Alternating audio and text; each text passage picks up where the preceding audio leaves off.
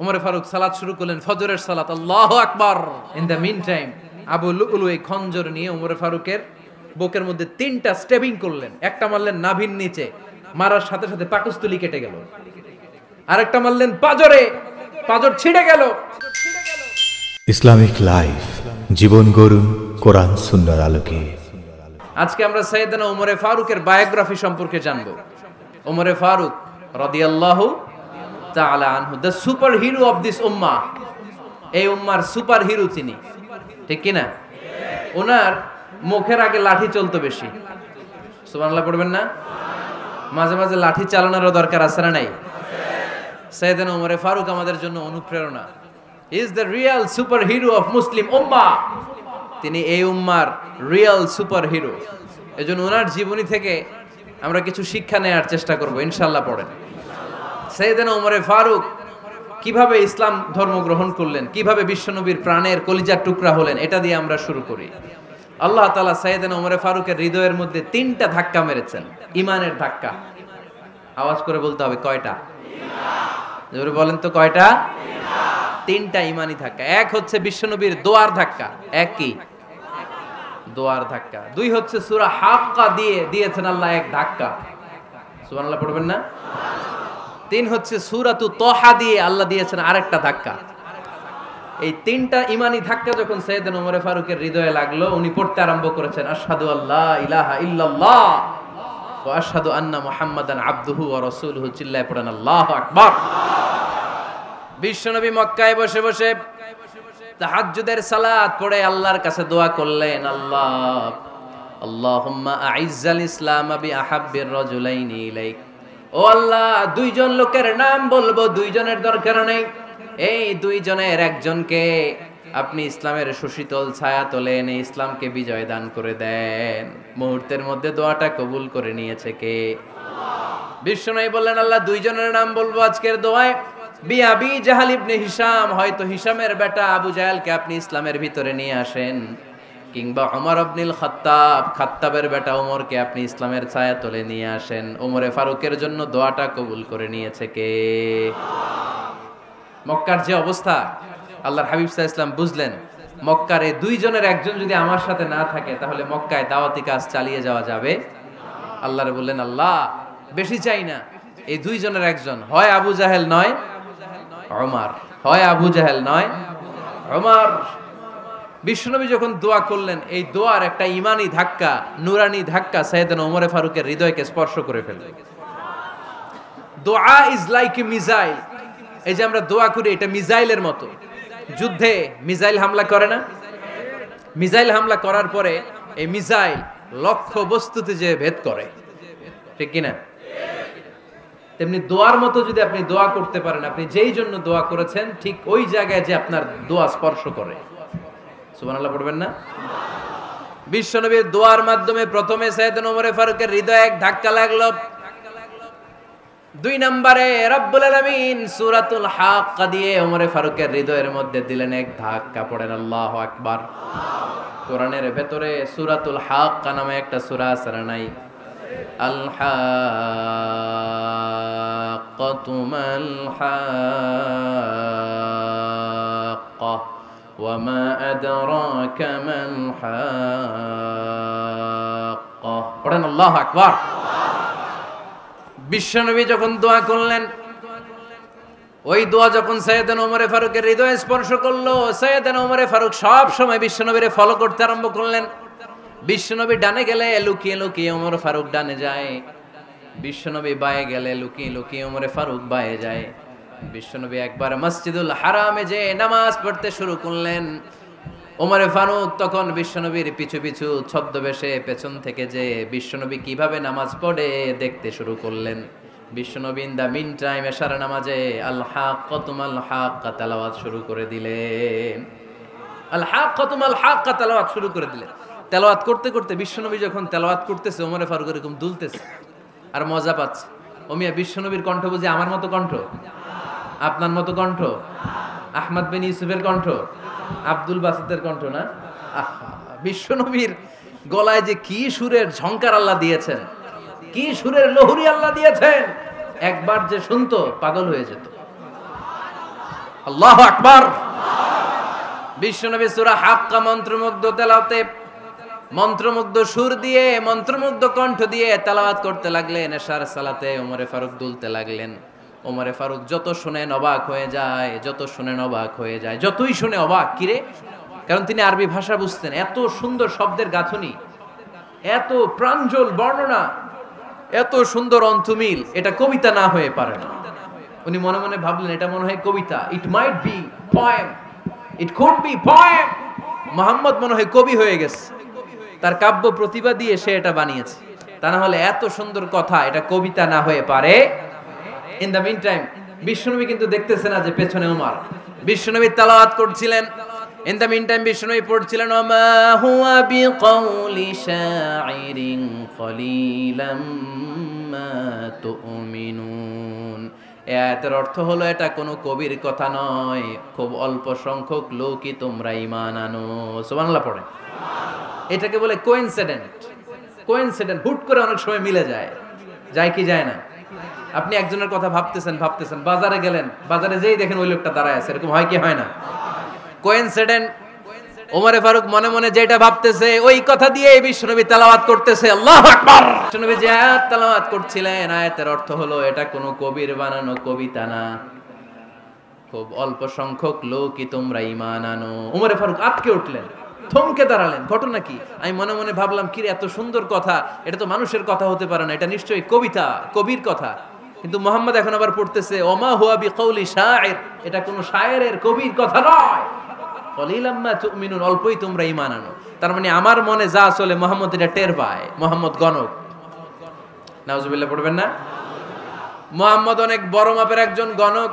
মানুষের হৃদয়ে কি চলে, মনে মনে কি ভাবে, মুহাম্মদ না দেখেও বলে দিতে পারে। ইন দা মিন টাইম বিশ্বনবী পরের আয়াতে পড়লেন ওয়ালা বিকাউলি কাহিনিন কলিলাম মা তাযাক্কারুন। এই আয়াতের অর্থ হলো এটা কোনো গণকের বানানো গণনা নয়, খুব অল্প সংখ্যক লোকই তোমরা উপদেশ হিসেবে এটাকে মানো। সুবহানাল্লাহ পড়েন। এবার আর ওমরে ফারুকের সহ্য হয় না, কি আজীব তামাশা। প্রথমে মনে করলাম কবিতা, মুহাম্মদ কয় কবি না, সে কবি না, এটা কবিতা না। তারপর ভাবলাম সে গণক, সে আয়াত পরে পরে বলে দিল এটা গণনা নয়, তাহলে এটা কি? এটা কি কবিতাও না, গণনাও না, তাহলে এটা কি? বিশ্বনবী তখন বললেন তানজিলুম মির রাব্বিল আলামিন। সুবহানাল্লাহ পড়েন।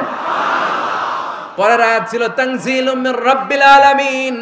এটা দুনিয়ার কোনো কবির বানানো কবিতা না, এটা কোনো গণকের গণনা না, এটা কোনো সাহিত্যিকের বানানো সাহিত্য নয়, এটা মহাবিশ্বের পরিচালক রব্বুল আলামিনের কাছ থেকে পাঠানো কিতাব কোরআন। সূরা হাক্কার ধাক্কায় ওমরে ফারুক কাইত। প্রথমে ধাক্কাটা লাগলো যে দোয়া। বিশ্বনবী তাহাজ্জুদে কেঁদে দোয়া করলেন, আল্লাহ হয় আবু জাহেল রে দিবা, নাইলে ওমর রে দিবা। ওই দোয়া ওমরে ফারুকের হৃদয়ে ছোঁয়া লেগেছে। এরপর হাক্কা, সূরাতুল হাক্কা দিয়ে দিলে এক ধাক্কা। এই ধাক্কা খেয়ে উথাল পাথাল হৃদয়ের মধ্যে, হায় রে, এ কি বাণী, এ কেমন কথা, কে মুহাম্মদ? তারপরও শয়তানের ওয়াসওয়াসা আছে না নাই? আল্লাহ বলে যতই ওয়াসওয়াসা ওমরকে দেয়া হোক, আমি ওমরে ফারুককে এই মুসলিম উম্মতের সেনাপতি বানিয়ে ছাড়বো, আমি সেনাপতি বানাবো। এবার 3 নাম্বার ডোজ। ডাক্তারের কাছে গেলে প্রথমে দেখবেন সিম্পল ডোজ দেয়, নরমাল ওষুধ। এটাতে কাজ না হলে ডোজ বাড়ায়, একেবারে কাজ না হলে অ্যান্টিবায়োটিক মারে, আছে না নাই? আল্লাহ প্রথমে দোয়ার ছোঁয়া লাগালেন, তারপর সূরা হাক্কা দিয়ে ধাক্কা মারলেন। এরপরে রব্বুল আলামিন বলেন এবার 3 নাম্বার ডোজ, সূরা তহা দিয়ে আমি তোমার হৃদয়টারে উজালা বানায় দেব রে ওমর। শয়তান ওদিক দিয়ে ওয়াসওয়াসা, খেলা দুই দিক থেকে চলতেছে। আল্লাহ তাআলা হেদায়েতের রাস্তায় টানছে, শয়তান জাহান্নামের দিকে টানছে। ঘোষণা দেয়া হলো মক্কায়, মুহাম্মদের মাথা কেটে এনে দিলে এত এত স্বর্ণ মুদ্রা দেয়া হবে। ওমরে ফারুক রাজি হয়ে গেলেন। নাঙ্গা তলোয়ার নিয়ে বিশ্বনবীর মাথা কাটার জন্য ছুটলেন। নাউজুবিল্লাহ পড়বেন না? বনু জাহরা গোত্রের এক লোক বলে, আইনা ইয়া ওমর, কই যাও? মুহাম্মদের মাথা কাটতে যাই। আরে মুহাম্মদের মাথা কাটতে যাও? তোমার বোন ফাতিমা বিনতে খাত্তাব আর তোমার বোন জামাই সাঈদ কদ সাবা, এরা তো ধর্ম ত্যাগ করে ফেলছে। এটা তো আমাদের ধর্ম ত্যাগ করে মুহাম্মদের ফলোয়ার হয়ে গেছে। আগে ওমর ঘর সামলাও, পরে মুহাম্মাদের মাথা কাটতে যেও। ওমরে ফারুক অবাক হয়ে গেলেন, তলোয়ার নিয়ে বিশ্বনবীর দিকে না যে নিজের বাড়ির দিকে চলে গেলেন। বিশ্বনবীর আপন বোন ফাতেমা বিনতে খাত্তাব, বোন জামাই সাঈদ আর খাব্বাব রাদিয়াল্লাহু তাআলা আনহু তিনজন মিলে সূরা তাহা তেলাওয়াত করছিলেন। পড়েন সুবহানাল্লাহ। মক্কায় লুকিয়ে লুকিয়ে দাওয়াত হতো। খাব্বাব রাদিয়াল্লাহু তাআলা আনহু একটা চামড়ার ফলকের মধ্যে সূরা তাহার কয়েকটা আয়াত এনে ওমরে ফারুকের বোন আর বোন জামাইকে শিক্ষা দিচ্ছে, ট্রেনিং দিচ্ছে। সুবহানাল্লাহ পড়েন। লুকিয়ে লুকিয়ে ওমরে ফারুক যখন ঘরে চলে আসলেন, এরা তটস্থ হয়ে গেল। সাইয়েদনা খাব্বাব বিছানার তলায় লুকিয়ে গেলেন। ওমরে ফারুক বললেন, দরজা খোলো। ফাতেমা বিনতে খাত্তাব দরজা খোলার পরে নির্মম ভাবে সাইয়েদনা ওমর রাদিয়াল্লাহু তাআলা আনহু বোনের গায়ে আঘাত শুরু করে দিল। বোন জামাইকে আহত করতে শুরু করলো আর বলতে শুরু করলো, তোরা পাগল হলি কেন? কি আছে ওই মুহাম্মাদের মধ্যে? কি জাদু নিয়ে সে এসেছে? সে যাই বলে লোকজন পাগল হয়ে যায়, সবাই তার উপর কালিমা পড়ে ঈমান এনে ফেলে। কি এমন জিনিস তোদের কাছে আছে যেটা দেখে মুহাম্মদকে তোরা ভালোবাসলি? কি আছে? কি পড়তেছিলি আমারে দেখা। ফাতেমা বলে, ইন্নাকা রিজসুন লা ইয়ামাসসুহু ইল্লাল মুতাহহারুন। ও আমার ভাই ওমর, তুমি নাপাক। তুমি কি? লা ইয়ামাসসুহু ইল্লাল মুতাহহারুন, পবিত্রতা অর্জন না করে এই কোরআন ধরা যায় না। সুবহানাল্লাহ পড়েন। ওমরে ফারুক গোসল করে আসলেন, কারণ ধাক্কা তো আগে কয়েকটা খাইছে। কথা বুঝেন নাই বোধহয়। প্রথমে দোয়ার ধাক্কা, পরে কোন সূরা দিয়ে ধাক্কা? হাক্কা দিয়ে ধাক্কা। 3 নম্বরে এখন আরেকটা ধাক্কা খাবে। গোসল করে আসলেন। ফাতেমা বিনতে খাত্তাব বললেন, গোসল যখন করে এসেছেন, এই নেন। ওমরে ফারুক এবার চামড়ার কাপড়ের মধ্যে সূরা তাহার প্রথম আয়াতের দিকে নজর করলেন। নজর করেই কোরআনের প্রেমে পড়ে গেলেন। পড়েন সুবহানাল্লাহ। ওমরে ফারুক পড়তে আরম্ভ করলেন, তাহা মা আনজালনা আলাইকাল কুরআনা লিতাশকা ইল্লা তাযকিরাতাল লিমান ইয়াখশা তানজিলাম মিম্মান খালাকাল আরদা ওয়াস সামাওয়াতিল উলা। সুবহানাল্লাহ পড়েন। উনি পড়তে আরম্ভ করলেন, তাহা মা আনজালনা আলাইকাল কুরআনা লিতাশকা, এই কোরআনকে আমি তোমাদের হতভাগ্য জাতি হিসেবে দুনিয়ায় থাকার জন্য পাঠাই নাই। এটা রব্বুল আলামিনের পক্ষ থেকে এসেছে। যারা রবকে ভয় করে তাদের জন্য আছে উপদেশ। যিনি আকাশ বানিয়েছেন, জমিন বানিয়েছেন, ওই আল্লাহ তাআলা নিজেই এই কোরআন পাঠিয়েছে। আওয়াজ করে পড়তে হবে, আল্লাহু আকবার। উনি খুব ভালো আরবি জানতেন। সূরা তাহা পড়ার পরে আর ধৈর্য ধারণ করতে পারে না। ওমরে ফারুক ছোট্ট বাচ্চার মতো কান্না শুরু করে দিলেন। আল্লাহু আকবার। সূরা তাহাটা হাতে নিয়ে, তলোয়ারটা হাতে নিয়ে বিশ্বনবীর দিকে ছুটতে আরম্ভ করলেন। আইনা মুহাম্মদ, কোথায় মুহাম্মদ? তোমরা আমাকে মুহাম্মাদের কাছে নিয়ে চলো। বিশ্বনবী তখন সাফা পাহাড়ের পাদদেশে দারুল আরকাম ইবনে আলকামের ঘরে লুকিয়ে লুকিয়ে কোরআনের দাওয়াত দিতেন। ওমরে ফারুককে পাগলের মতো ছুটে আসতে দেখে বিশ্বনবীর চাচা হামজা ইবনে আব্দুল মুত্তালিব বলল, নবী আপনি পালান। ওই যে খাত্তাবের বেটা ওমর আপনাকে অপমান করার জন্য, আক্রমণ করার জন্য তেরে এসেছে। সাহাবীরা বললেন, নবী আপনি পালিয়ে যান, আমরা সামাল দেব। বিশ্বনবী বললেন, না আমি পালাবো না, বরং তোমরা সরে যাও। ওমর ইবনুল খাত্তাবকে আমার দরবার পর্যন্ত আসতে দাও।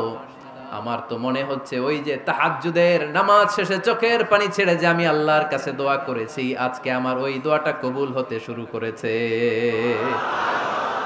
আমার তো মনে হচ্ছে আমার দোয়া কবুল হবে, আসতে দাও। ওমর ফারুক এসে বললেন, আশহাদু আল্লা ইলাহা ইল্লাল্লাহ ওয়া আশহাদু আন্না মুহাম্মাদান আবদুহু ওয়া রাসূলুহু, আমি সাক্ষ্য দিলাম আল্লাহ ছাড়া কোনো ইলাহা নাই, নিশ্চয় আপনি আল্লাহর প্রেরিত বান্দা এবং রাসূল। পড়েন সুবহানাল্লাহ। ওমর ফারুক যখন কালিমা শাহাদা পড়ে মুসলমান হয়ে বিশ্বনবীর হাতে হাত রাখলেন, মুসলিম সাহাবীদের মধ্যে খুশি আর আনন্দের বন্যা বয়ে গেল। মুসলিম হাতে গোনা সাহাবারা আল্লাহর প্রশংসা করলেন। বিশ্বনবী সাইয়েদনা ওমর ফারুককে জড়িয়ে ধরলেন। ওমর ফারুক আবার বিশ্বনবীরে বললেন, নবী গো, আলাসনা আলাল হক, আমরা কি সত্যের উপরে আছি নাকি আমরা ভুলের উপরে আছি? বিশ্বনবী বললেন, বালা নাহনু আলাল হক, আমরাই সত্যের উপরে আছি। সুবহানাল্লাহ পড়ে। আলাসনা আলাল হক, নবী আমরা কি সত্যের উপরে নাই? হ্যাঁ অবশ্যই ওমর তুমি সত্যের উপরে আছো। ওমরে ফারুক বললেন তাহলে ফাফিমাল ইখতিফা, তাহলে লুকায় লুকায় আর দাওয়াত দেব কেন? আমি তো কালিমা পড়ে ফেলছি, আসেন আমার সাথে বের হই। ফাফিমাল ইখতিফা, আর লুকায় লুকায় কেন? আসেন আমরা বাইরে বের হই। বিশ্বনবী বললেন ওমর এটা মাক্কি জীবন, এখানে আমরা একটু গোপনে গোপনে দাওয়াত দিতে চাই। ওমরে ফারুক বলে না, আমার দায়িত্ব, আমি একটা মিছিল দিতে চাই নবী। আল্লাহর নামের তাকবীর দিতে দিতে দারুল আরকাম থেকে শুরু করে মসজিদুল হারাম পর্যন্ত একটা মিছিল দিয়ে আমি মক্কা কাঁপাইয়া দেব। অনুমতি দেন। বিশ্বনবী দিতে চায় না। ওমরে ফারুক অনেক বুঝানোর পরে স্বল্প পরিসরের একটা অনুমোদন পাওয়া গেল বিশ্বনবী সাল্লাল্লাহু আলাইহি ওয়াসাল্লামের কাছ থেকে। কিন্তু মিছিল যে দিবে, মিছিলের জন্য লোকের দরকার আছে না নাই? এখানে লোক নাই, আমি একাই মিছিল দিতেছি। এটা জমবে? মিছিল জমবে? খুঁজে উনি 11 জন মুসলিম সাহাবা পেলেন। কয়জন? ওমরে ফারুক বললেন 11 জনই সই। এই 11 জন নিয়েই আমি আল্লাহর নামের তাকবীর দেব। 2 লাইন করলেন। কয় লাইন? 2 লাইন। পেছনে 6 জন, আর এই লাইনের নেতা বানালেন বিশ্বনবীর চাচা হামজাকে রাদিয়াল্লাহু তাআলা আনহু। আর সামনে 5 জন, তার আগে দাঁড়ালেন উনি নিজেই। তাহলে 6 6 12। বললেন এই 2 লাইনই আমরা তাকবীর দিতে দিতে, বেশি না, এই দারুল আরকামের ঘর থেকে, আপনারা জানেন যে সাফা মারওয়া এখন যে সাই হয়, এই সাফার পাদদেশে ছিল দারুল আরকামের ঘর। উনি বললেন এখান থেকে ওই যে কাবার গিলাফ দেখা যায়, কাবার গিলাফ পর্যন্ত আমরা এই তাকবীর নিয়ে ওখানে যাব। সুবহানাল্লাহ পড়বেন না? ওখানে উনি দাঁড়িয়ে ছোট্ট একটা ভাষণ দিয়েছিলেন। উনি বলেছিলেন মান আরাদা আন তাসকুলা উম্মু ওয়া ইয়াতামা ওয়ালাদু ওয়া তারমিলা যাওজাতুহু ফালিয়াসুদ্দানি। খেয়াল করে শুনেন, কান দুইটা খরগোশের কানের মতো খাড়া করেন। উনি এক বাক্যের একটা ভাষণ দিলেন। ভাষণ দিতে জানলে বড় ভাষণ দেয়া লাগে না। এক বাক্যের ভাষণ দিয়ে গোটা বিশ্বকে ঝাঁকুনি মারা যায়। চিল্লায় বলো ঠিক কিনা? ওমরে ফারুক এক বাক্যের একটা ছোট্ট ভাষণ দিলেন। মান আরাদা আন তাসকুলা উম্মু, কে আছো মায়ের এই মক্কায়, কে আছো মায়ের বুক খালি করতে চাও? ইয়া আচামা ওয়ালাদু, কে আছো বাচ্চাগুলারে, নিজের সন্তানগুলোরে ইয়াতিম বানাতে চাও? কে আছো তারমিলা যাওজাতুহু, নিজের স্ত্রীকে বিধবা বানাতে চাও? ফালিয়া সুদ্দানি, বুকের পাটা থাকলে আমি ওমর রে থামাও। ফালিয়া সুদ্দানি, দেখি মক্কায় কার এত বড় বুকের পাটা। কে আছো মায়ের বুক খালি করতে চাও, সন্তান রে এতিম বানাতে চাও, স্ত্রীকে বিধবা বানাতে চাও? ফালিয়া সুদ্দানি, পারলে আমারে ঠেকাও। এই বলে উনি আল্লাহু আকবার, আল্লাহু আকবার, আল্লাহু আকবার বলে স্লোগান শুরু করে দিলেন। এক এক স্লোগানে মক্কার মরুজমিন থারথার করে কাঁপতে আরম্ভ করলো। এই মিছিল মক্কার কেউ দেয় নাই। মিছিলের আওয়াজ শুনে আবু জাহেল বাইরিস, উতবা বাইরিস, শাইবা, ওয়ালিদ ইবনে মুগিরা সব বের হয়েছে। কিরে, আমার এলাকায় এত বড় স্লোগান, কার এত সাহস? বের হয়ে দেখে মিছিলের সামনে ওমর। ওমর রে দেখে দিছে এক দৌড়। কারণ ওমরে ফারুককে থামানোর মতো বাপের বেটা মক্কায় দ্বিতীয়টা কেউ ছিল না। আওয়াজ করে বলেন ঠিক কিনা? ওমরে ফারুক আল্লাহু আকবার, আল্লাহু আকবার বলে স্লোগান দিতে দিতে মসজিদুল হারামের ভেতরে ঢুকে গেল। কাবার গিলাফ ধরার পরে সেদিন মিছিল থেমেছে।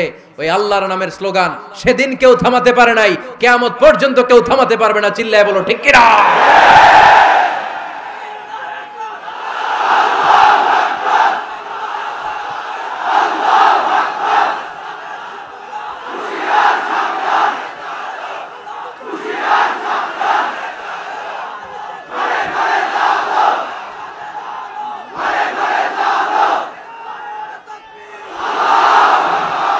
ওইরকম একটা ওমরের দরকার, আমাদের বেশি চাই না। জোরে বলেন ঠিক কিনা? দাও খোদা দাও আমায় আবার ওমর দারাজ দিল, দাও খোদা দাও আমায় আবার ওমর দারাজ দিল, দাও আলীর মতো বীর সেনানি, আলীর মতো বীর সেনানি জাগাতে নিখিল, দাও খোদা দাও আমায় আবার ওমর দারাজ দিল। সুবহানাল্লাহ পড়েন। একটা ওমর লাগবে। চিল্লায় বলেন কয়টা? ওই ওমরের অপেক্ষায় বাংলাদেশ সহ গোটা মুসলিম উম্মাহ, ঠিক কি না? একটা ওমরই যথেষ্ট। আমাদের সেন্ট্রাল লিডারশিপ নাই তো, আমাদেরকে এদিকে লাথি মারলে আমরা ওইদিকে যাই। ওদিক থেকে গুতা মারলে আমরা এদিকে যাই। আমাদের রিপ্রেজেন্টেটিভ, আমাদের প্রতিনিধিত্ব করার মতো কোনো কেন্দ্রীয় লিডারশিপ নেতৃবৃন্দ গোটা বিশ্বে নাই, ঠিক কি না? আমরা সেই ওমরে ফারুকের অপেক্ষায়, আমরা সেই ইমাম আল মাহদির অপেক্ষায়। এই ওমরে ফারুক আমাদের মডেল, ঠিক কি না? থার্ড ইন পজিশন এই পুরা উম্মতের মধ্যে ওনার পজিশন নাম্বার 3। 1 নাম্বার পজিশন বিশ্বনবীর, কার? 2 নাম্বার পজিশন কার? আবু বকর। 3 নাম্বার পজিশন কার? ওমরে ফারুকের। বিশ্বনবী বলতেন লা নবিয়্যা বা'দি, লা নবিয়্যা বা'দি, আমার পরে কোনো নবী নাই। ওয়ালা রাসূলা, আমার পরে কোনো রাসূলও নাই। আমার নবীর পরে আর কোনো নবী আছে? আমার নবীর পরে আর কোনো রাসূল আছে? এই যে কাদিয়ানি যে একটা সম্প্রদায় আছে, এরা কি মুসলিম নাকি অমুসলিম? মুসলিম সম্প্রদায়ের সাথে এদের কোনো সম্পর্ক নাই, চিল্লা বলেন ঠিক কি না? এরা যদি মুসলমান হতে চায়, আমার নবী দ্য লাস্ট মেসেঞ্জার বিশ্বনবীকে খাতামুন নবী হিসেবে সংবাদ সম্মেলন করে গোটা বিশ্বকে জানাই দিতে হবে, তারপরে তাদেরকে আমরা মুসলিম হিসেবে স্বীকৃতি দিব, চিল্লায় বলেন ঠিক কি না?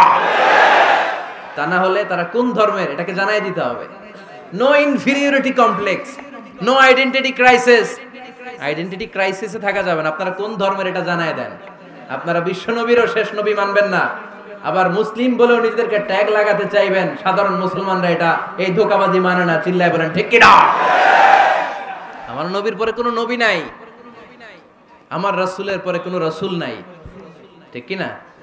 আল্লাহর হাবিব বলতেন লাউ কানা বা'দি নাবিয়্যুন লাকানা উমর, তবে আমার পরে যদি নবী হওয়ার যোগ্যতা কারো থাকে, আমার ওমরের ওই যোগ্যতা আছে। সুবহানাল্লাহ পড়েন।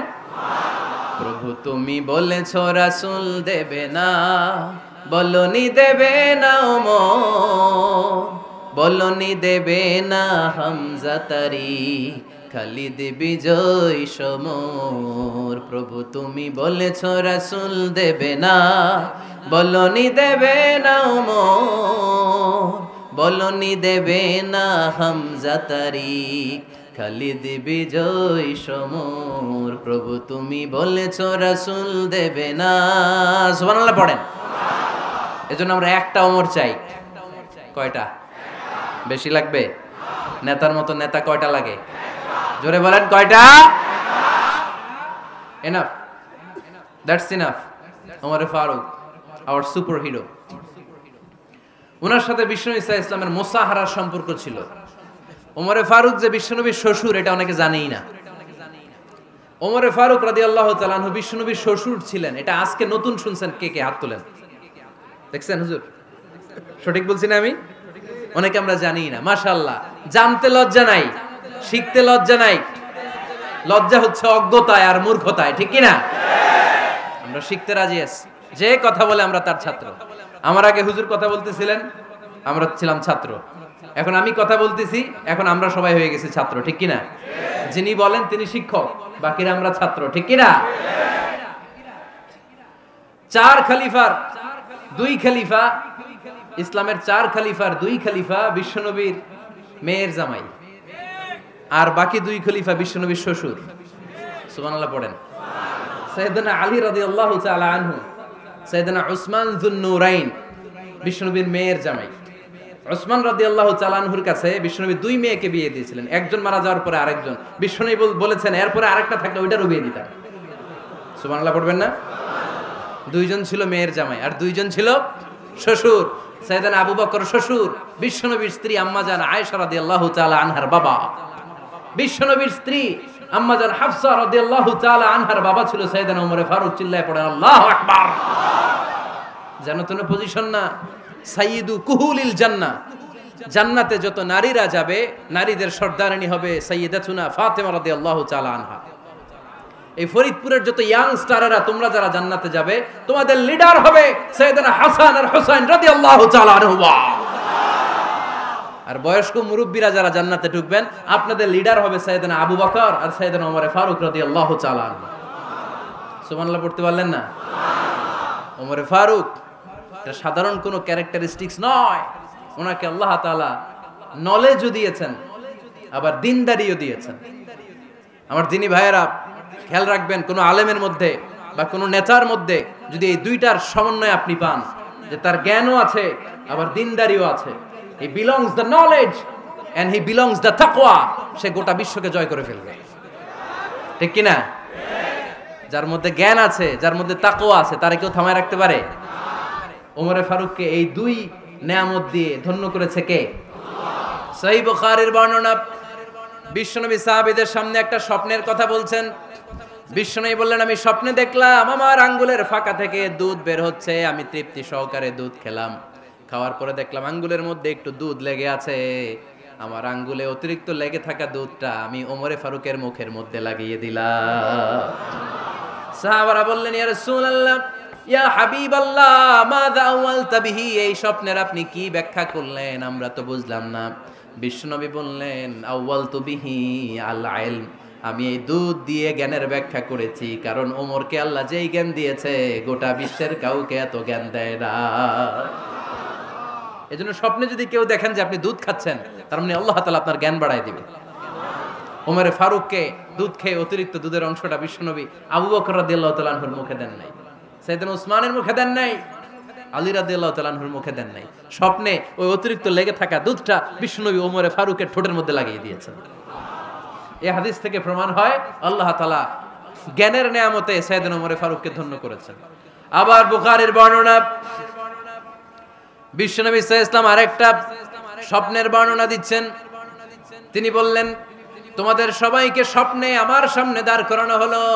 আমি দেখলাম তোমাদের কারো জুব্বা নাভি পর্যন্ত, কারো জুব্বা হাঁটু পর্যন্ত, কারো জুব্বা টাকনু পর্যন্ত। ওমরে ফারুককে যখন স্বপ্নে আমার সামনে দাঁড় করিয়ে দেয়া হলো, আমি দেখলাম ওমরের জুব্বা এত লম্বা, ওমর টেনে হিচড়ে তার জুব্বা নিয়ে সামনে হেঁটে যাচ্ছে। সাহাবারা বললেন, ফামাযা আওয়ালতা বিহি ইয়া রাসূলুল্লাহ, ও আল্লাহর রাসূল, এই স্বপ্ন দিয়ে আপনি কি বোঝাতে চাইলেন, আমরা কিছু বুঝলাম না।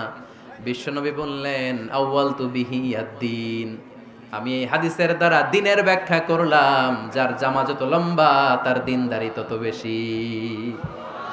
সুবহানাল্লাহ, আসতে পড়েন।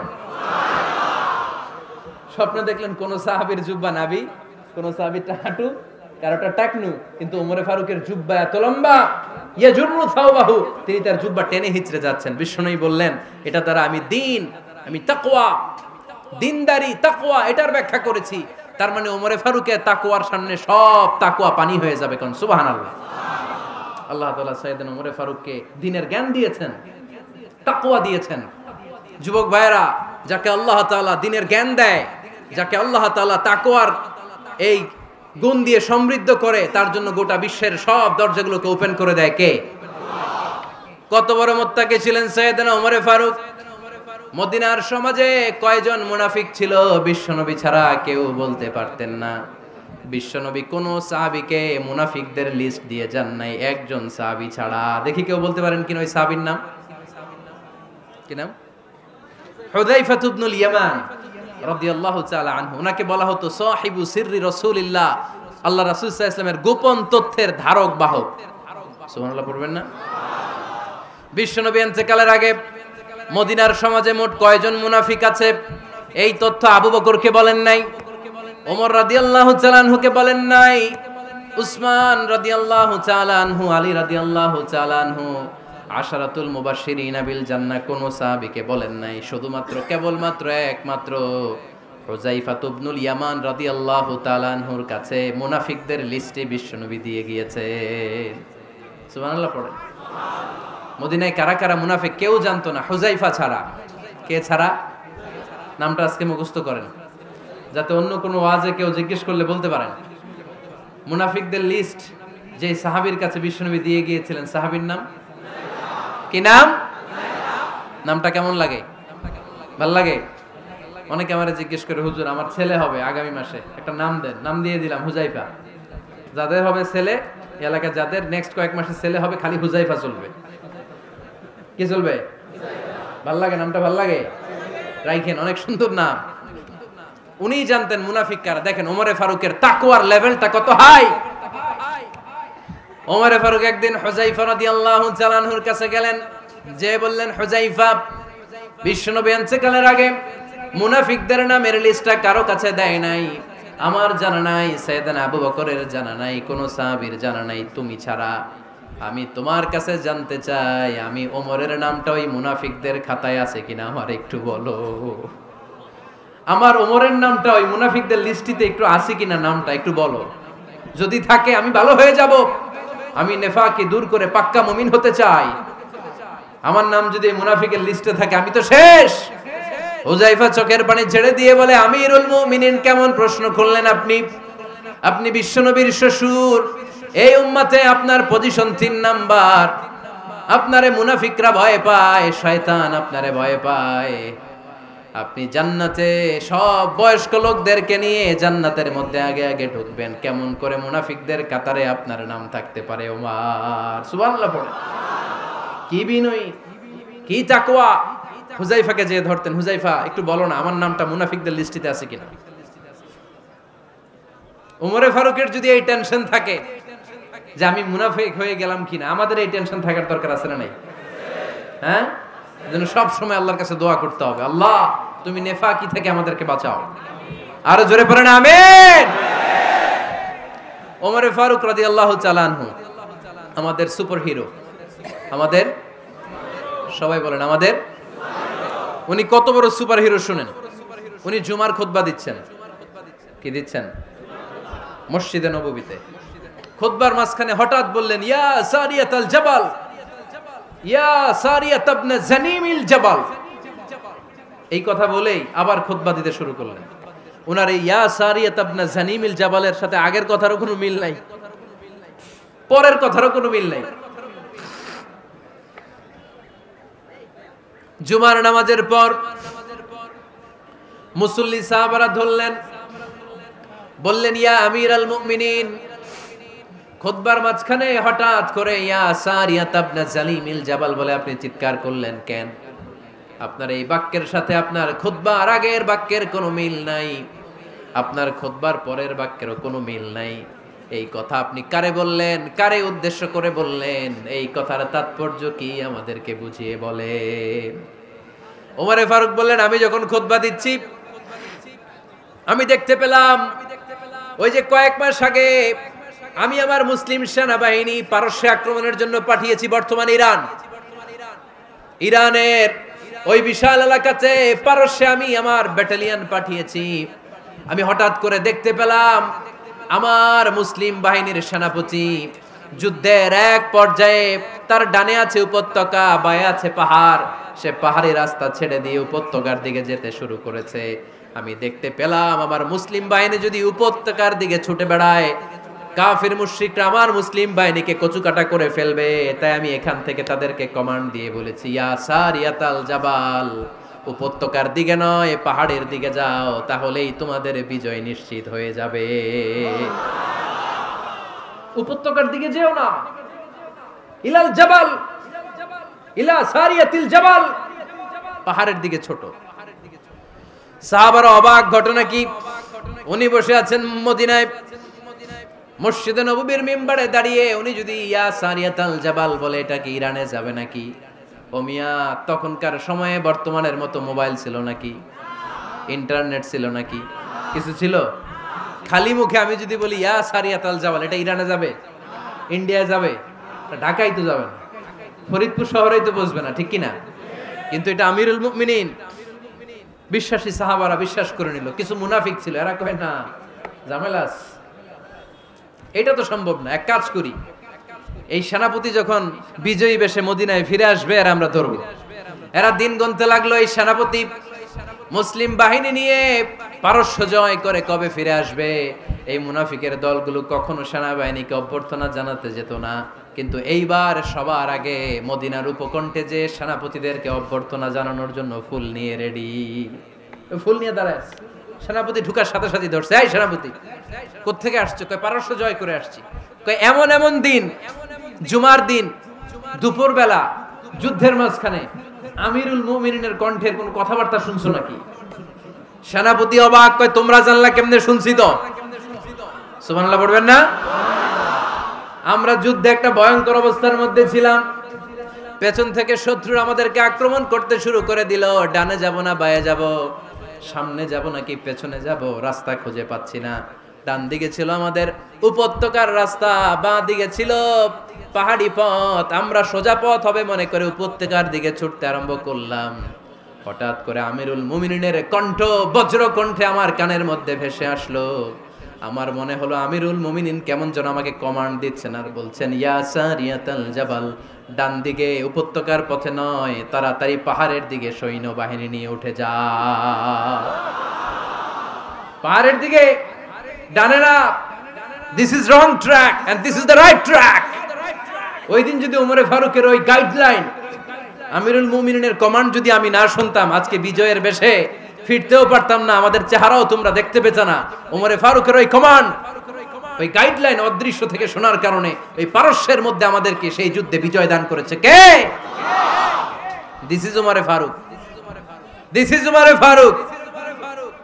বিশ্বনবী বলছেন, ওমর, মা লাকিয়াকা শাইতানু সালিকান ফাজ্জান ইল্লা সালাকা ফাজ্জান গায়রা ফাজ্জিক। ওমর, শয়তান ইবলিস যদি তোমারে কোনো রাস্তা দিয়ে হাঁটতে দেখে, শয়তান ওই রাস্তা রেখে দিয়ে অন্য রাস্তা দিয়ে হাঁটে।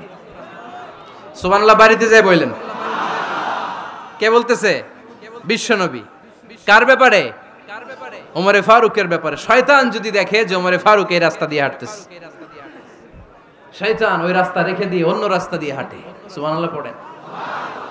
রাত্রিবেলা আমরা আমাদের বাচ্চা ছেলে মেয়েদেরকে যখন খাওয়াই, বাচ্চারা খেতে চায় না, এরকম হয় আপনাদের ফরিদপুর এলাকায়? হ্যাঁ, এই এলাকায় হয় নাকি? খেতে চায় না বাচ্চারা, এই চকলেট দেখায়া, এই মিনা কার্টুন দেখায়া, এইটা সেইটা, এগুলো সেগুলো বলে, গল্প টল্প বলে ভুলায়া খাওয়ানো লাগে, তাই না? তারপরও খায় না। আমারও ছোট মেয়ে আছে, খেতে চায় না, এইটা সেইটা এমনি সেমনি খাওয়ানো লাগে। তো শেষে না পেরে মা বাবা বলতে বাধ্য হয়, ওই যে ভূত আসতেছে, ভূত, তাড়াতাড়ি তাড়াতাড়ি খাও, নাহলে যে ভূত ধরবে তোমারে। ওই যে বাঘ আসতেছে, বাঘ, তাড়াতাড়ি খাইলে নাহলে বাঘে কামড়াবে। বলি না আমরা? আপনারা কি বলেন? ভূত। আর কি বলেন? হ্যাঁ হ্যাঁ, আচ্ছা, এক এক জায়গায় এক একটা আমরা বলি, ভূত আসবে, বাঘ খাবে, ভাল্লুক খাবে, তাড়াতাড়ি খাও। মদিনাতে যখন ওমরে ফারুক আমিরুল মুমিনিন, মদিনার মায়েরাও বাচ্চাদেরকে খাওয়াতে পারতো না, ছোট্ট মেয়েদেরকে খাওয়াতে পারতো না, খাওয়া নিয়ে যন্ত্রণা করতো। বাচ্চারা যখন মদিনায় খেতে চাইতো না রাত্রি বেলায়, মদিনার মায়েরা বলতো, তাড়াতাড়ি খাও, হা হুয়া ইয়াতি উমর, হা হুয়া ইয়াতি উমর, তাড়াতাড়ি খা, নাইলে ওই যে ওমর আসতেছে, Omar. This is our super hero সাইয়েদনা ওমর ফারুক রাদিয়াল্লাহু তাআলা। শুধু শয়তানি ভয় পেত না, মুনাফিকরাও ভয় পাইতো, জমের মতো ভয়। শুধু তাই না, আমাদের আম্মাজান বিষ্ণু ইসা ইসলামের স্ত্রীরাও ওমরে ফারুককে ভয় পেতেন। সুবহানাল্লাহ কইবেন না? মাঝে মাঝে বিষ্ণু ইসা ইসলামের সাথে আম্মাজান আয়েশার ঝগড়া হতো, হতো না? আপনাদের ফ্যামিলিতে ঝগড়া হয়? হয় না? হয় না? কার কার দেখি? ওরে আল্লাহ, অনেক আল্লাহর ওলি আছে তো এই জায়গায়। ঝগড়া হয় না? কি কথা কয়, ঝগড়া হয় না বলে? বিশ্বনবীর ফ্যামিলিতে ঝগড়া হয়, আপনার ফ্যামিলিতে হয় না? মিষ্টি ঝগড়া। আর ও বিয়েই করে নাই।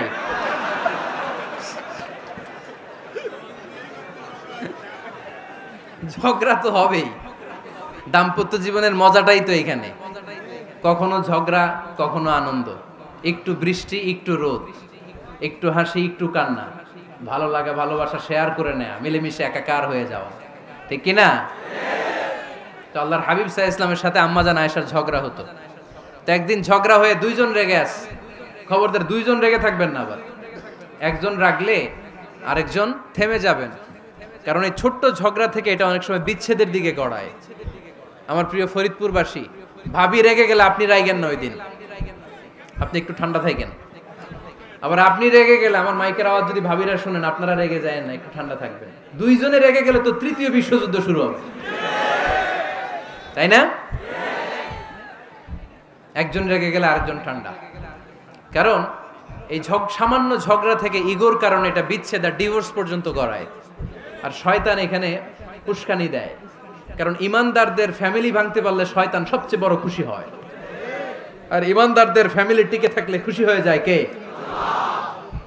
আম্মাজান আয়েশা রাদিয়াল্লাহু তাআলা আনহার সাথে বিষ্ণু ইসা ইসলামের ঝগড়া হতো মাঝে মাঝে। একবার ঝগড়া হলো, বিষ্ণু ইসা ইসলামও রাগ, আম্মা জান আয়েশাও রাগ। তো বিষ্ণু বললেন, আয়েশা ঝগড়া করে আর কতক্ষণ থাকবো, আসো মিটমাট করি। আয়েশা রাদিয়াল্লাহু বললেন, ঠিক আছে মিটমাট করব। তো বিষ্ণু ইসা ইসলাম বললেন, মিটমাটের জন্য কারে ডাকবো? ওমর রে ডাকি। কয় না, ওমর রে না, ওমর গালিজ, ওমর অনেক রাগে, আমার ডর লাগে। কয় তাহলে তোমার আব্বারে ডাকি। কয় ডাকেন। কি খুশি, মেয়েদের মধ্যে অভ্যাসটা আছে না নাই? তাহলে তোমার আব্বারে ডাকি, ডাকেন। ডেকে নিয়ে আসা হলো। আবু বকর রাদিয়াল্লাহু তাআলা আনহু দাঁড়ালেন, আম্মা জান আয়েশা দাঁড়ালেন, বিশ্বনবীও দাঁড়ালেন। বিশ্বনবী বললেন, আয়েশা তোমার আব্বা আসছে, এবার ঘটনা খুলে বলার পালা, তুমি বলবা নাকি আমি বলবো? আম্মা জান আয়েশা বললেন, আপনি বলেন, তবে ওয়ালা তাকুল ইল্লা হাক্কান, যেটা ঘটছে ওইটাই বললেন, মিথ্যা কথা কইেন না। আবু বকর রাদিয়াল্লাহু তাআলা আনহু রেগে মেগে আগুন, কি এই কথা তুমি কেমন করে বলো? বিশ্বনবীকে মিথ্যা কথা কখনো বলবে? রেগে মেগে দিলেন মেয়ের গালে এক চড়। বানিয়ে বলতেছি না, মুসনাদ আহমদ ইবনে হাম্বলের হাদিস। বাবার হাতের থাপ্পড়কে আম্মা জান আয়েশা উল্টে বললেন। সাইয়েদনা আবু বকর রাগে গড়গড় করছেন, আবার মারার জন্য তেড়ে গেলেন। এবার বাঁচার জন্য আম্মা জান আয়েশা বিশ্বনবীর পিছনে যে আশ্রয় নিলেন, বিশ্বনবী বাঁচানোর জন্য দুই হাত মেলে দাঁড়িয়ে গেলেন। পড়েন সুবহানাল্লাহ। বিশ্বনবী যখন দুই হাত মেলে দাঁড়িয়ে গেলেন, সাইয়েদনা আবু বকর রাদিয়াল্লাহু আনহু থেমে গেলেন। সাইয়েদনা আবু বকর রাদিয়াল্লাহু তাআলা আনহু ঘর থেকে বের হয়ে বারান্দায় দাঁড়ালেন। পড়েন সুবহানাল্লাহ। এবার বিশ্বনবী আম্মা জান আয়েশার কাছে যেয়ে বলেন, ইয়া আয়েশা কাইফা রাআইতিনি আনকাসতুকি মিনার রাজুল, দেখছো কেমনে বাঁচাইলাম? আমি না থাকলে ভর্তা বানাই ফেলতো আজকে। আমি বাঁচাইছি তোমারে, আমি, আমার লগে ঝগড়া করো তুমি। লজ্জায় পড়ে আম্মা জান আয়েশা খিলখিল করে হেসে দিলেন, বিশ্বনবীও হেসে দিলেন। দুইজনের হাসির মধুর আওয়াজ শুনে সাইয়েদনা আবু বকর বাইরে থেকে অবাক, কিরে এতক্ষণ না ঝড় তুফান, এখন দেখি হাসি। সালাম দিয়ে অনুমতি নিয়ে ভিতরে ঢুকলেন। ঢুকে দেখেন আম্মা জান আয়েশাও হাসে, বিশ্বনবীও হাসে। এ হাসি দেখে আবু বকর রাদিয়াল্লাহু আনহু হেসে দিলেন। আরশের উপর থেকে খুশি হয়ে গেলেন কে? এবার সাইয়েদনা আবু বকর রাদিয়াল্লাহু তাআলা আনহু বললেন, ইয়া রাসূলুল্লাহ আশিকানি ফি সিলমিকুমা কামা আশরাকতুমানি ফি হারবিকুমা।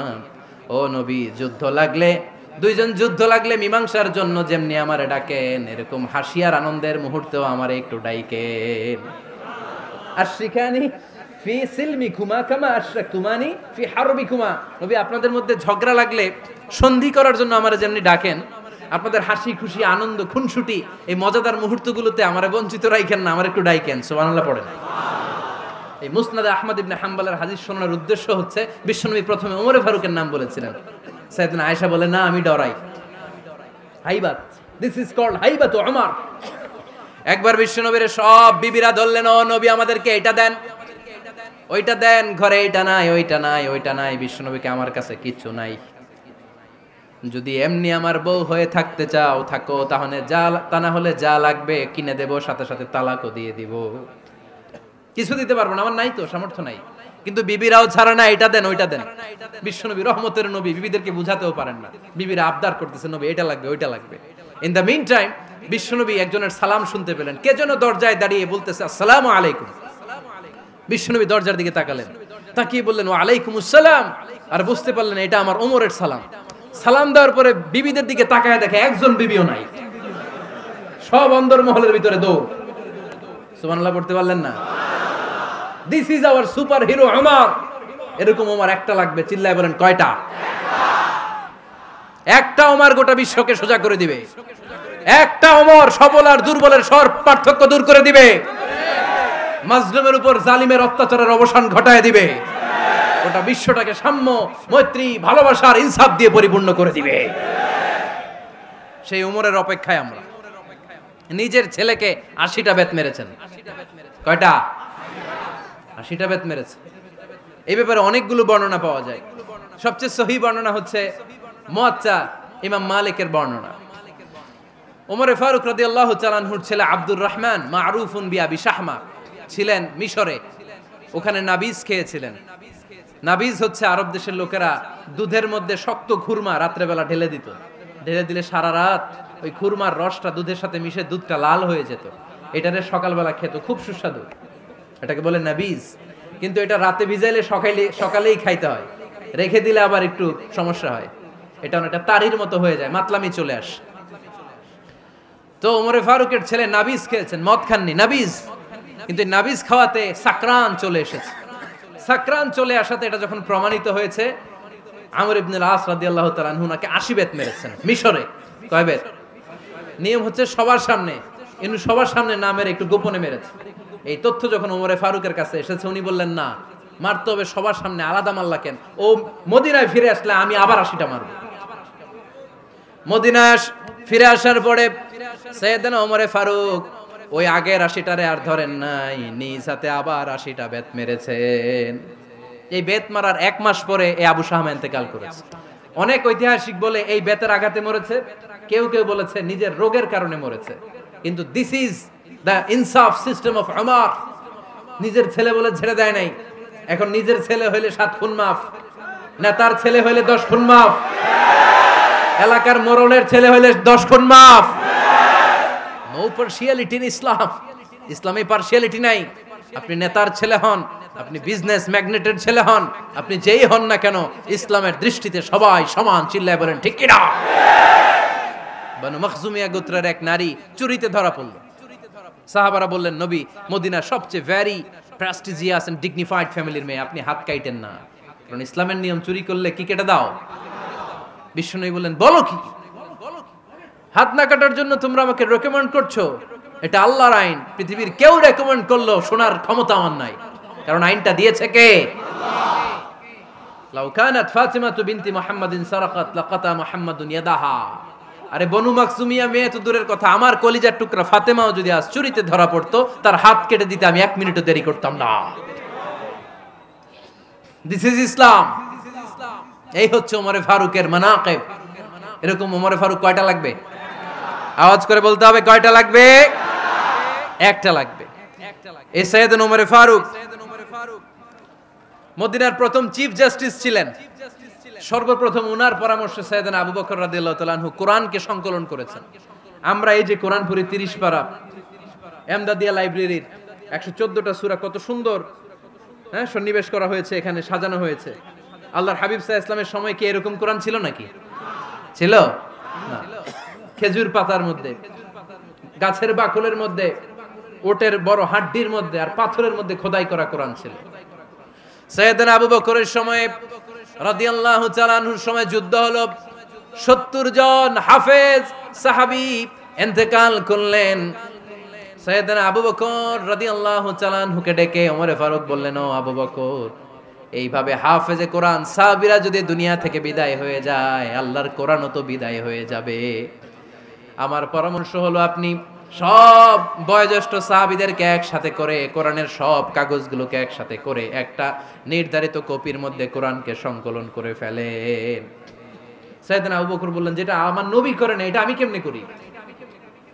কিন্তু ওমরে ফারুক নাছরবান্দা বলে না, এটা করলে কোনো খারাপ হবে না, ভালোই হবে। মুসলিম উম্মার জন্য এক জায়গায় কোরআন সন্নিবেশিত থাকবে, আপনি করেন। সাইয়েদনা আবু বকর রাজি হয় না, ওমরে ফারুকও ছাড়ে না। ওমরে ফারুক বলতে বলতে বলতে বলতে এমন ভাবে সাইয়েদনা আবু বকর রাদিয়াল্লাহু তাআলা আনহুকে ধরলেন, সব শেষে সাইয়েদনা আবু বকর ওমরে ফারুকের কথায় কোরআন সংকলনে রাজি হয়ে গেলেন। পড়েন সুবহানাল্লাহ। উনি বললেন, ওমর যখন আমাকে বারবার বুঝাতে লাগলো, আল্লাহ তাআলা আমার হৃদয়টা ওমরের কথা শোনার জন্য খুলে দিলেন। আল্লাহ তাআলা কেমন যেন আমাকে ইলহাম করলেন, আবু বকর করো, এই কাজের মধ্য দিয়ে আমি আমার কোরআনকে গোটা বিশ্বে জীবিত রেখে দেব। This is Umar. এই যে আমরা হিজরি সনের যে আমরা গণনা করি, এই হিজরি সনের প্রবর্তক হচ্ছে সাইয়েদনা ওমরে ফারুক। সুবহানাল্লাহ নাই? আপনাদের মনোযোগ আছে না গেছে? কই ঘুমায় গেলেন মনে হয়? তাকবীর দেন তো একজন আওয়াজ করে।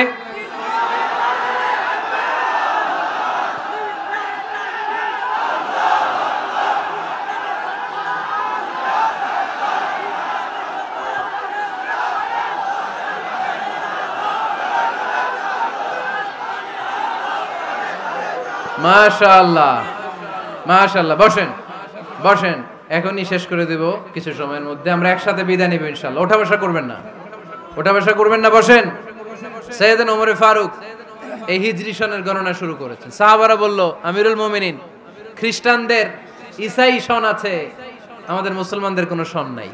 আমাদের একটা সন থাকলে আমাদের জিজিয়া নিতে, আমাদের যাকাতের টাকা উত্তোলন করতে অনেক সুবিধা হবে। ওমর ফারুক বললেন, তাহলে কোন সালকে হিজরি, কোন সালকে মুসলিম সাল হিসেবে আমরা ঘোষণা দিতে পারি? একজন বলল, আমার নবী যেই সালে জন্মগ্রহণ করেছেন ওই সালে। ওমর ফারুক বললেন, না, আমার নবীর জন্ম আমাদের জন্য খুশির দিন, কিন্তু এটা আমাদের জন্য প্রেরণা নয়। প্রেরণা নবীর কাজে, ঠিক কিনা? আরো কিছু সাহাবারা বলল, তাহলে যেই সালে আমার নবী ইন্তেকাল করেছে ওইটারে প্রথম সাল ধরেন। ওমর ফারুক বললেন, না, যেদিন তিনি ইন্তেকাল করেছেন এটা আমাদের দুঃখের দিন, এটা আমাদের প্রেরণা নয়। আমাদের প্রেরণা হচ্ছে বিশ্বনবীর ত্যাগ, তিতিক্ষা আর কাজের মধ্য দিয়ে। জোরে কোন ঠিক কিনা? ওমর ফারুক বললেন, যেদিন বিশ্বনবী ইসলাম রক্ষায় নিজের মাতৃভূমি ছেড়ে মক্কা থেকে মদিনায় গিয়েছেন ওই দিনটাকে হিজরি প্রথম দিন ধরে আমরা হিজরি সাল গণনা করে শুরু করে দেব। ওইটাই হচ্ছে হিজরি সন। সেখান থেকে হিজরি সনের প্রবর্তন করেছেন সাইয়েদনা ওমর ফারুক রাদিয়াল্লাহু তাআলা আনহু। এই যে স্টেট গভর্নমেন্ট, এই যে প্রিজন, জেলখানা, ক্যান্টনমেন্ট, সচিবালয়, গণভবন, বঙ্গভবন, মুক্তিযোদ্ধাদের ভাতা, রাষ্ট্রীয় ভাতা, এই সব নিয়ম কানুন সাইয়েদনা ওমর ফারুক তার রাষ্ট্রীয় আমলে তিনি নিজে করেছেন। চিল্লায় পড়েন আল্লাহু আকবার। মুসলমানদের আলাদা কারেন্সি, নিজস্ব মুদ্রা ব্যবস্থা নিজে চালু করেছেন। সৈনিকদের মধ্যে যারা বিবাহিত প্রতি 6 মাস অন্তর অন্তর 1 মাসের ছুটি কাটাতে তারা ফিরে আসবে, সাইয়েদনা ওমর ফারুক চালু করেছেন। চিল্লায় আওয়াজ করে পড়েন আল্লাহু আকবার। এই যে আমরা 20 রাকাত সালাতুত তারাবি পড়ি রমাদানে, পড়েন না আপনারা? এটা সাইয়েদনা ওমর ফারুক চালু করেছে। সুবহানাল্লাহ পড়তে পারলেন না? কোরআনে মোট 22টা আয়াত আছে যেখানে সাহাবারা ইনডিসিশনে ভুগছিলেন। বিশ্বনবীর মত একটা, ওমর ফারুকের মত আর একটা।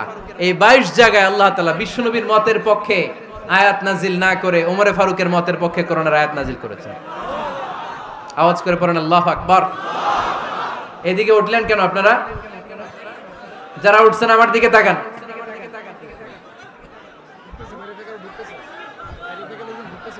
কিছু ভিতরে ঢুকতেছে, কিছু বাইরে দিছে না?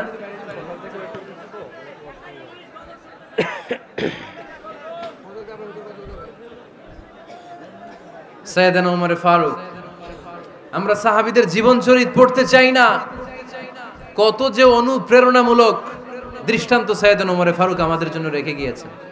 ওমর ফারুক যখন খলিফা, দিনের বেলায় যদি রাষ্ট্রে কোনো নিয়ম জারি করতেন, দিনের বেলায় জনগণকে কোনো বিষয়ে যদি নিষেধ করতেন, রাত্রে বেলায় খাওয়ার সময় ফ্যামিলি মেম্বারদের সবাইকে বলতেন, এই দিনের বেলা আমি জনগণকে এই কাজ করতে নিষেধ করেছি, তোমরা আমার ফ্যামিলি মেম্বার, খবরদার তোমরা এই কাজ করো না। জনগণ করলে যতটুকু শাস্তি, তোরা করলে পাবি ডবল শাস্তি। সুবহানাল্লাহ কইবেন না? আমাদের নেতারা ওই বাড়ির বিচার করে, ওই বাড়ির মাইয়ার বিচার, ওই বাড়ির পোলার বিচার, নিজের পোলা গাঞ্জা টানে, আছে না নাই? নিজের মেয়ে অপরাধ করে, আছে না নাই? কি নেতা ছিলেন ওমর ফারুক! আগে নিজের ঘর সামলিয়েছেন, আগে নিজেকে সামলিয়েছেন, নিজের ঘর ঠিক করেছেন। বলেছেন জনগণ করলে যত বেদ, তোরা করলে double Veda. This is call leader, ঠিক কি না? এক বাবা এসে বললেন, ওমর ফারুক আমার ছেলে কথা শোনে না, বেয়াদব। ওমর ফারুক ছেলেরে ডাকলেন, বাবা তুমি তোমার আব্বাজানের কথা শোনো না, এটা তো কবিরা গুনাহ। ছেলে বলে, ওমর ফারুক সব দায় দায়িত্ব আল্লাহ ছেলে মেয়েদেরকে দিয়েছে, বাবা মাকে কোনো দায়িত্ব দেয় নাই। ওমর ফারুক বললেন, অবশ্যই দায়িত্ব দিয়েছে। তাহলে বলেন আমার বাবার দায়িত্ব কি? উনি বললেন, প্রাইমারিলি প্রথমত 3 দায়িত্ব। আইয়ানতাকিয়া উম্মাহ, পৃথিবীর প্রতিটি বাবার উচিত ছেলেদের মেয়েদের জন্য ভালো মায়ের ব্যবস্থা করা। 2 নম্বরে আইয়ুহসিনা ইসমা, সুন্দর তার একটা নাম রেখে দেয়া। 3 নাম্বার ইউআল্লিমাহুল কিতাব, তার আল্লাহর কিতাব শিক্ষা দেওয়া। এবার ছেলেকে আমার আব্বা 3টার একটাও করে নাই।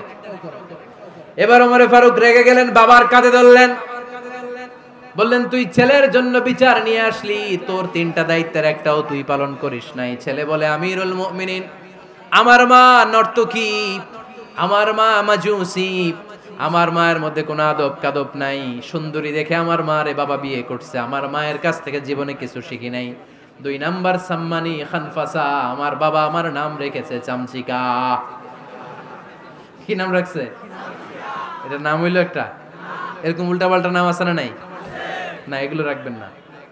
আব্দুল্লাহ রাখবেন, আব্দুর রহমান রাখবেন। আরেকটা কি বলছি আজকে? হুজাইফা রেখে দিয়েন, পারবেন?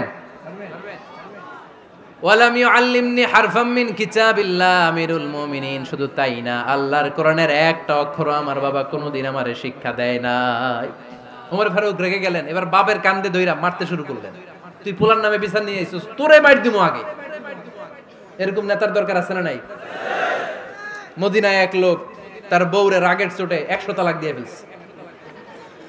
কয় তালাক দেয়ার নিয়ম কয়টা? দিছে কয়টা?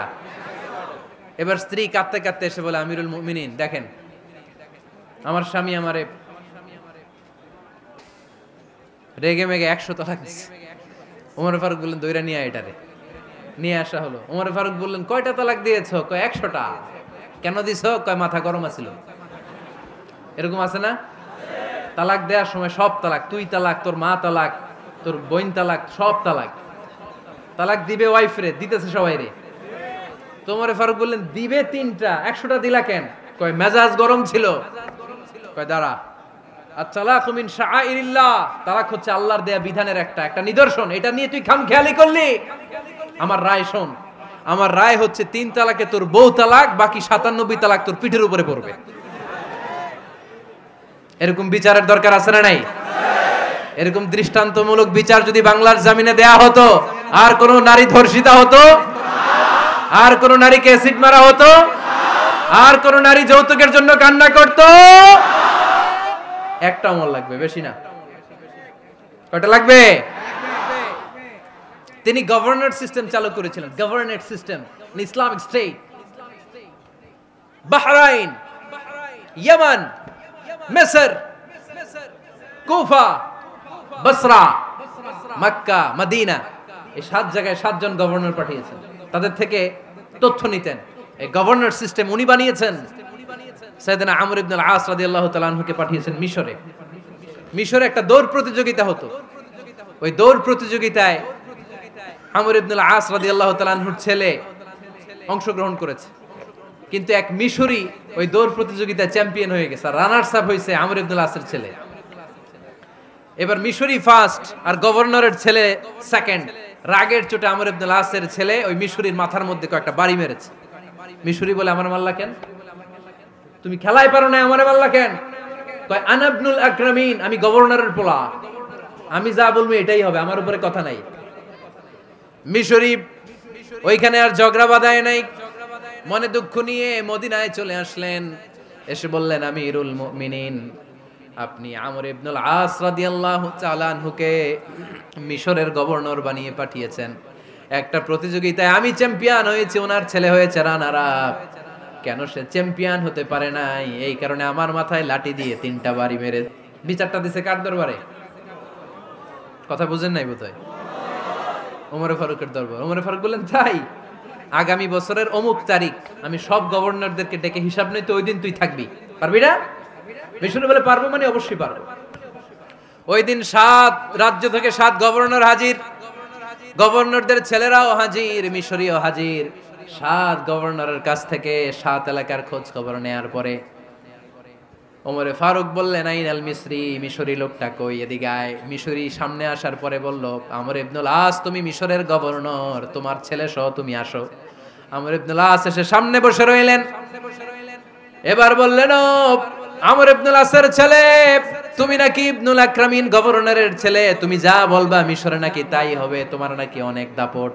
নিজে একটা লাঠি এনে মিশরীর হাতে দিয়ে বলল, এবার তোর মাথায় যতটা মারছে তুই ততটা গুনে গুনে মার, আমি দেখবো। আমর ইবনুল আস দেখবে, আমর ইবনুল আসের ছেলেরে তুই এখানে মার। সে বলতেছে, থাক, আপনি বলছেন এতেই যথেষ্ট, মারা লাগবে না, আমি মাফ করে দিলাম। ওমরে ফারুক বলল, খবরদার, মার, মার ওর মাথার মধ্যে। মিশরি ওমরে ফারুকের ধমক শুনে ভয়ে ভয়ে 3টা বাড়ি মারল। এই বাড়ি মারা দেখেও ওমরে ফারুকের হৃদয় ঠান্ডা হয় নাই। লজ্জায় আমর ইবনুল আস, বয়স হয়ে গিয়েছে সাহাবা, মাথা তখন টাক, মাথায় চুল নাই, লজ্জায় মাথাটা হেট হয়ে মাথাটা নিচু করে রেখেছে। এবার রাগের চোটে ওমরে ফারুক বললেন, এবার আমর ইবনুল আসের টাক মাথার মধ্যে একটা মার, মার। কেন ছেলেকে শিক্ষা দিতে পারে নাই? ইয়া আমর ইবনুল আস, মাতা জাআলতুমুন নাস আবিদা, তোমরা কখন মিশরীদেরকে নিজেদের দাস বানায় নিলা? ওয়াকাদ ওয়ালাদাতুম উম্মুহুম আহরারা, আর ওদের মায়েরা তো ওদেরকে স্বাধীন সন্তান হিসেবে প্রসব করেছে। মানুষদের উপর ক্ষমতাগিরি করার জন্য গভর্নর পাঠাই নাই। খবরদার, জনগণ তাদেরকে দেখভাল করার জন্য তোমাদেরকে পাঠানো হয়েছে, তাদের উপর কোনো অত্যাচার করার জন্য নয়। চিল্লায় বলেন ঠিক কিনা? এরকম নেতা কয়টা লাগবে? কয়টা? ওই নেতার নাম কি? ওমর। হ্যাঁ, হুয়া ইয়াতি ওমর। 22 জায়গায় বিশ্বনবী কয় একটা, ওমরে ফারুক বলে আরেকটা। আল্লাহ বলে, বিশ্বনবী আপনার পক্ষে আমি আয়াত নাজিল করতে পারলাম না, আমি ওমরের পক্ষে নাজিল করে দিলাম। বিশ্বনবী বলতেন, ইন্নালি কুল্লি উম্মাতিন মুহাদ্দাস, সব উম্মতের মধ্যে, সব নবীর উম্মতের মধ্য থেকে একজন করে আল্লাহ তাকে মুহাদ্দিস বানাতো। মুহাদ্দিস না, মুহাদ্দাস। মুহাদ্দাস মানে এমন লোক যিনি যা ভাবতো ওই ভাবনাটাই আল্লাহ আয়াত হিসেবে নাজিল করে দিতেন। বিশ্বনবী বলেন, আমার উম্মতের মধ্যে মুহাদ্দাস হচ্ছে সাইয়েদনা ওমর। মদিনার সবচেয়ে বড় মুনাফিকের নাম আব্দুল্লাহ ইবনে উবাই ইবনে সালুল। সব মুনাফিকদের সরদার, কিন্তু এই মুনাফিকের ছেলেটা হলো পাক্কা ইমানদার। এই ছেলের নাম হলো আব্দুল্লাহ। আওয়াজ করে বলেন, ছেলের নাম কি? আব্দুল্লাহ ইবনে উবাই ইবনে সালুল। মুনাফিক সরদার যখন ইন্তেকাল করলো, সাইয়েদনা আব্দুল্লাহ রাদিয়াল্লাহু তাআলা আনহু বিশ্বনবীর কাছে এসে চোখের পানি ছেড়ে ডেকে বলে, নবী আপনিও জানেন, আমিও জানি, মদিনার সবাই জানে আমার আব্বা মুনাফিকদের সরদার, কিন্তু আমার মন তো মানে না, আমার তো পিতা, আমার তো বাবা লাগে, আমার তো মন মানে না। আপনিও জানেন মুনাফিক, আমিও জানি মুনাফিক।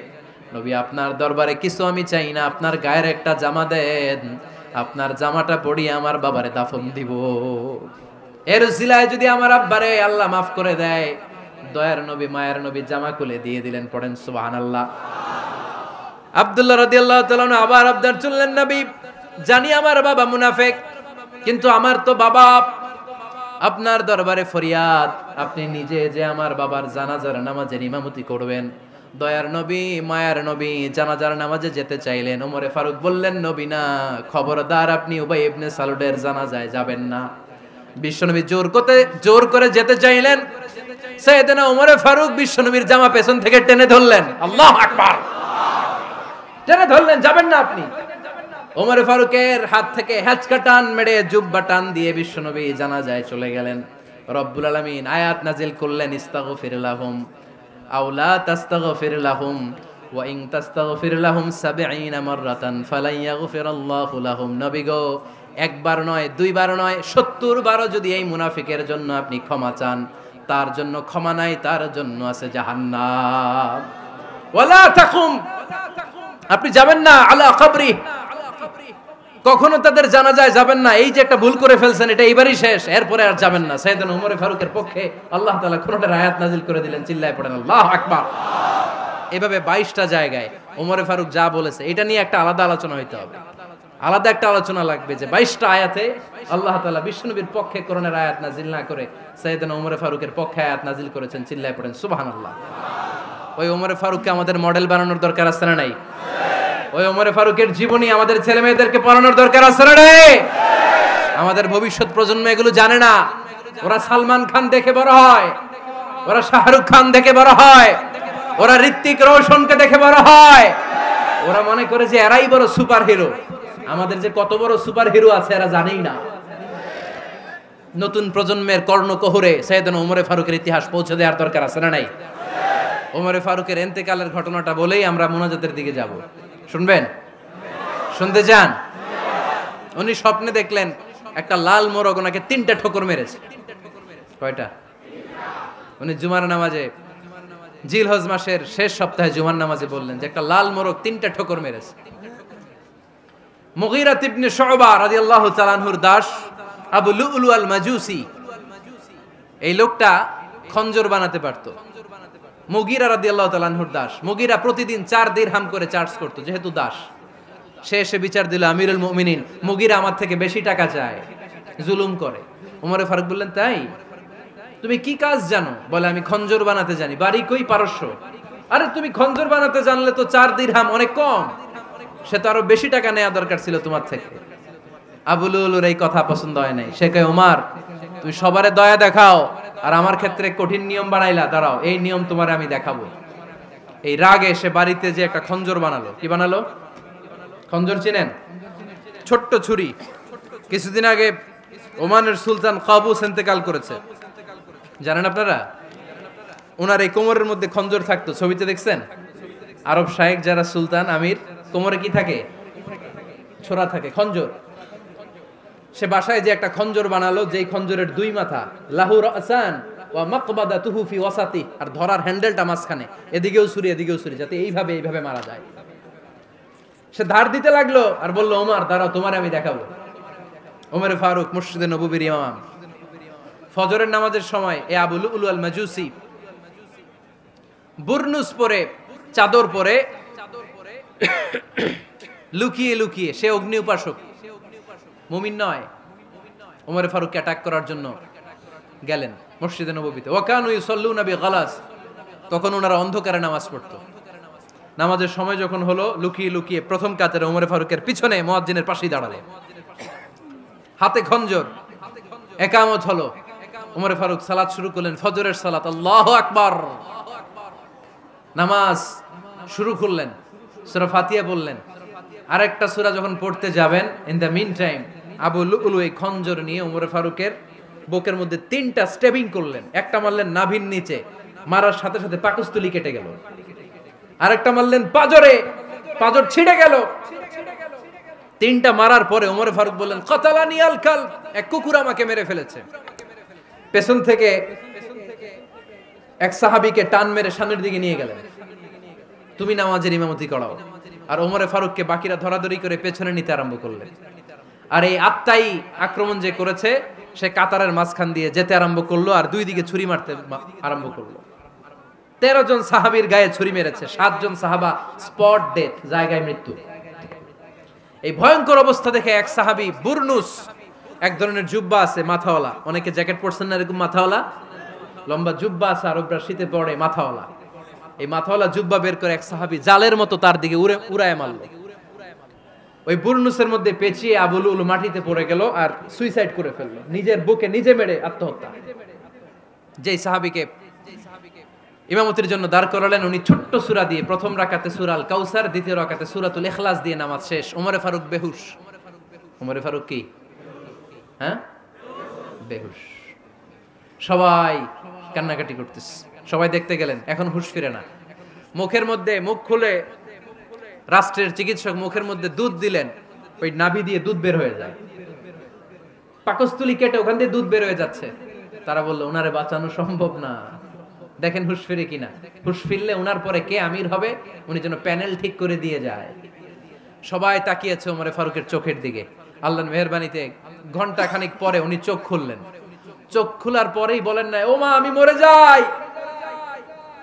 চোখ খোলার পরে উনি বলেন নাই, কে মারলো আমারে। চোখ খোলার পরে উনি বলেন নাই, আমার পরে নেতা কে হবে। চোখ খোলার পরে সর্বপ্রথম কথাটি ছিল, আসল্লান নাস, আমার নেতৃত্বে যে ফজরের নামাজটা শুরু হয়েছিল, এটাকে ঠিকমতো তোরা পড়েছিলি? আমার নেতৃত্বে যে ফজরের জামাত শুরু হয়েছিল, সেটা ঠিকঠাক মতো সমাপ্ত হয়েছিল কিনা আগে বল। আসল্লান নাস, নামাজটা হয়েছে কিনা বল। সুবহানাল্লাহ কইতে পারলেন না? This is Omar, hour super hero. নেতা অনেকগুলো লাগে না, এরকম নেতা একটাই যথেষ্ট, যে গোটা বিশ্বকে কাঁপায় দিতে পারে। চিল্লায় বলো ঠিক কিনা? আমরা চাই আমাদের ছেলেগুলো ওমরে ফারুকের মতো বড় হোক। আমরা চাই আমাদের ছেলে মেয়েগুলো খাব্বাব, খুবাইব, সাইয়েদনা আলী, উসমান, আবু বকর রাদিয়াল্লাহু তাআলা আনহুর অনুসরণে বড় হোক, ঠিক কিনা? আমরা একটা ওমর চাই, যিনি আমাদেরকে সালাতের শিক্ষা দিয়ে গিয়েছেন, ইন্তেকালের আগে বলেছেন সাল্লান নাস। এজন্য আমরা যেন নামাজ কখনো নষ্ট না করি। আল্লাহর জমিনে দিন বাস্তবায়ন আসাদ্দুহুম ফি আমরিল্লাহি ওমর। ওমর রাদিয়াল্লাহু তাআলা আনহুর মতো এত কঠোর কেউ ছিলেন না। তাই দিন বাস্তবায়নে আমরা যেন কাউরে ছাড় না দেই। সবার আগে আল্লাহর দিন, সবার আগে আল্লাহর কোরআন, সবার আগে আমার ইসলাম, ঠিক কিনা? চাইলেই কেউ এদেশ থেকে ইসলামরে মিটাই দিতে পারবে না। যে দেশে আল্লাহু আকবার ধ্বনির সাথে সাথে সূর্য উঠে যায়, আল্লাহু আকবার ধ্বনির সাথে সাথে সূর্য ডুবে যায়, সে দেশে আর কিছু থাকবে না থাক, আমার ইসলাম থাকবেই। আর কিছু থাকবে না থাক, আমার কোরআন থাকবেই। সে ইসলামের সাথে থাকতে রাজি আছেন তো? কোরআনের সাথে থাকতে রাজি আছেন তো?